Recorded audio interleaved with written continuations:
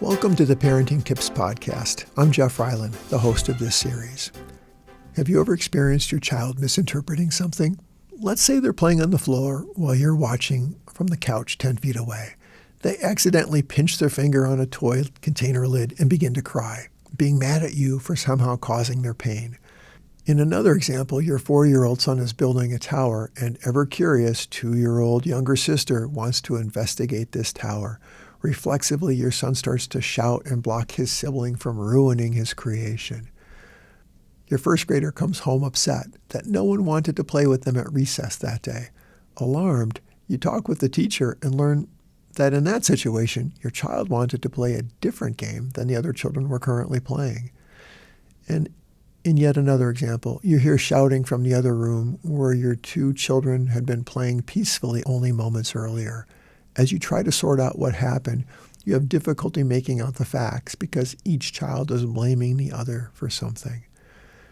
These are examples that may hit close to home for many parents, and we could take this episode in any number of directions, including how to teach children how to resolve differences or conflicts. That episode will be coming soon. But in this episode, we're going to explore the topic of perspective taking first. So, what is perspective taking? Perspective taking is the ability to recognize that the thoughts, feelings, actions, and experiences of others may be different from our own. It involves seeing something, a situation, from another point of view. Many would agree that perspective taking and empathy go hand in hand. When we have the ability to see another point of view, to imagine someone else's experience, to walk a mile in their shoes, we're more likely to develop empathy for them. In the mid-1980s, developmental psychologists devised a way to measure a child's cognitive and social ability to determine how another person might interpret a situation and act. This measurement was called the Sally-Ann false belief test. In the test, the child watches a puppet skit unfold.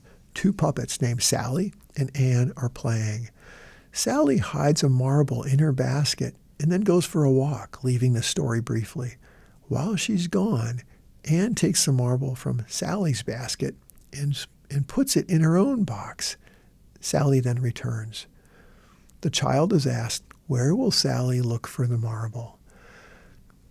While this test measures something a little different from the topic of perspective taking, the ability a child has to recognize another person's false assumptions, it really captures the point that we'll be addressing in this episode. Generally, children under the age of 4 will respond that Sally will look for the marble in Ann's box because they saw Ann take the marble out of Sally's basket and place it in her own box. Young children have difficulty separating their own understanding from that of another. They conclude that because they know where the marble is, Sally would also know. Children older than age 4 can begin to imagine that while they know where the marble is, Sally doesn't know because Sally didn't see Ann take the marble and move it.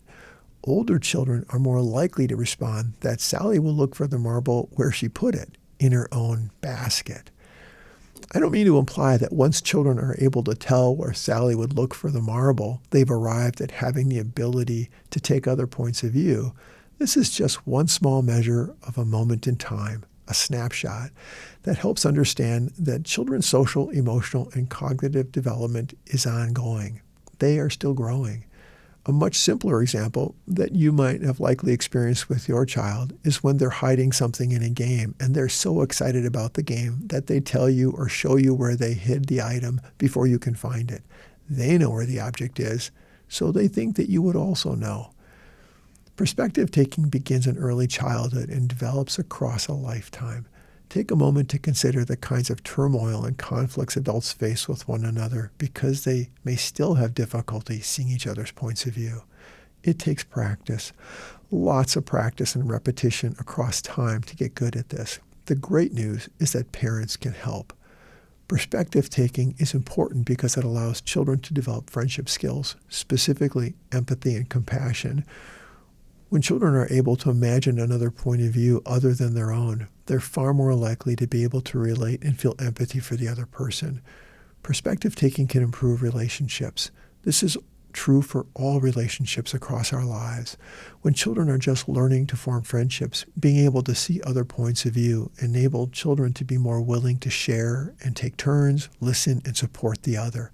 This is true of friendships and also of romantic relationships, work relationships, relationships with neighbors, and relationships between parents and children. In several episodes in this podcast, I've encouraged parents to first listen and convey to your child that you understand where they're coming from. This is perspective taking. Perspective taking also allows children to develop those all-important problem-solving skills. Children are much better able to solve problems when they can think about the problem from a new or different point of view. If kids don't learn perspective taking, they struggle. Signs a child is struggling with perspective taking might be the inability to recognize or understand others' feelings, difficulty seeing others' points of view. This may lead to difficulty with making and keeping friends, having a hard time seeing how their own behavior might affect others, and having trouble telling the difference between something that someone else did accidentally or on purpose. Perspective taking dovetails with empathy, as well as some of the other self-regulation skills, because it allows us to expand how we are able to view ourselves, others, and the world. It is a core ingredient that has to be present for us to recognize the feelings and experiences of others and respond in supportive ways. These responses help shape the quality of the relationships we're in with others. We have to be self-regulated enough to notice and engage with others in meaningful ways. This takes patience, self-control, flexible thinking, as well as empathy. When do kids start to develop the ability to see another point of view? Well, perspective taking develops with age and experience. Some children advance more quickly than others. As was identified in the story about the Sally Ann false belief test, as children develop to age 4 and beyond, they begin to experience and sometimes understand different points of view. This does not mean they've mastered it. Any parent who's experienced an older child having a meltdown because they didn't get their way can appreciate this. Let's turn to ways that parents can practice every day to help their child. There are a number of tools and strategies parents can implement to help their child gain experience with perspective taking.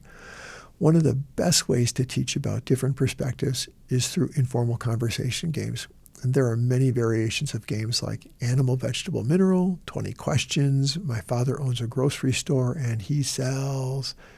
And for the record, it could be a hardware store, a clothing store, or any kind of store that your child is familiar with. In these games, children try to guess at what the other person has picked as the word or object. You may be familiar with some of these games from your own childhood. If you're curious, there are descriptions of many word games like this online. Would you rather is another way for children to both think about their own decisions and listen to others talk about theirs. You pose a question. For example, would you rather be a fish or a bird, and why? If you had a superpower, would you rather be able to run fast or be able to become invisible? A less structured version of this game might include more open-ended responses rather than a binary choice.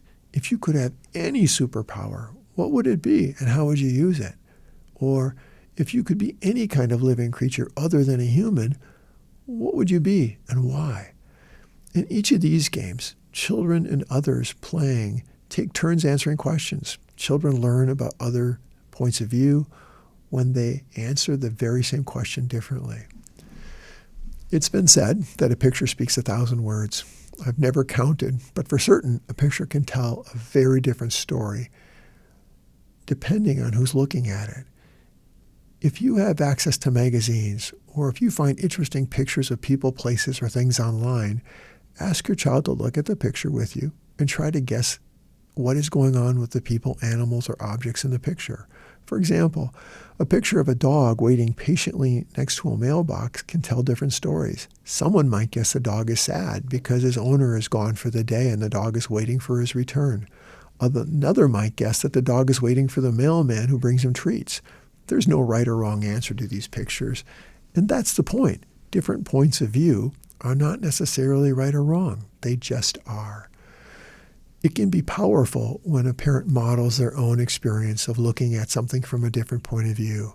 Parents can do this through sharing stories of experiences they had about seeing another point of view, or they can model this in real time as they engage in conversations with another adult. Rather than becoming upset, counter with their own opinions, parents can use the super helpful line, "Please tell me more about why this is important to you or how you decided about that." So often in adult conversations, people just take turns talking. The experience of being understood is powerful, and this can only occur through listening. This is how we learn about other points of view and can experience empathy. Use everyday moments to teach about different points of view, different ways of seeing the world. Imagine looking at clouds with your child and deciding what shapes they are and what they remind you of. Or smelling an aroma. It could be bread, fresh popped popcorn, tree blossoms, and ask your child what they think of when they smell this. What does it remind them of? What does it remind you of? Sights, smells, and sounds are all invitations to share an experience with your child and have different perspectives. In another version of this, have you ever people watched in a park or in a store and wondered what might be happening between people you're observing? What would happen if you made this into a game and tried to imagine what is going on with others? You might discover that you and your child have very different or very similar thoughts. Another simple way to teach about different points of view is with a simple paper and pencil exercise. If your child knows the alphabet and has some basic numbers down, they can do this. Draw the letter M on a piece of paper. Your child may identify it as an M, but if you are on the other side of the table, you see a W. Turn the paper around. Now what is it? Which one is correct? It depends on which side of the paper you're on. The same is true for the numbers 6 and 9. There are many objects to look at differently from different angles or different points of view, yet they're the same object. One of my favorite ways to teach this skill of perspective taking is through storytelling. Children love a good story. Whether you are spinning a story from thin air or you're watching a movie or some other show, there are likely opportunities to have conversation about how the characters in the story feel, especially if there are differences of opinion or different goals for each character in the story.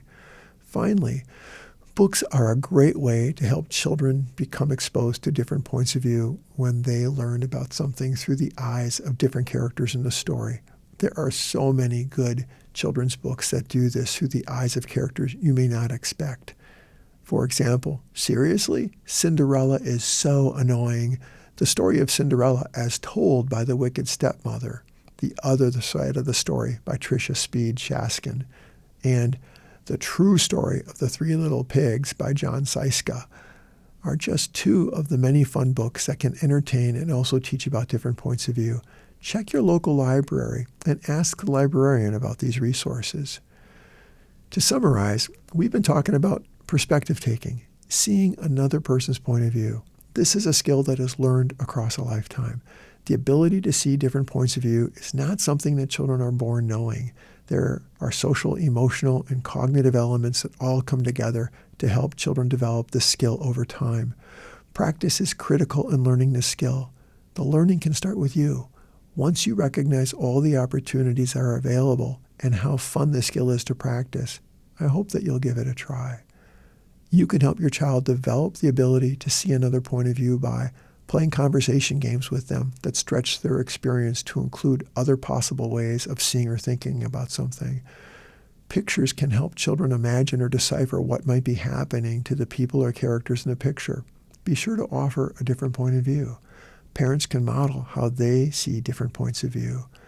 Everyday moments give us opportunities from sights and sounds and smells, as well as people around us, to appreciate different points of view.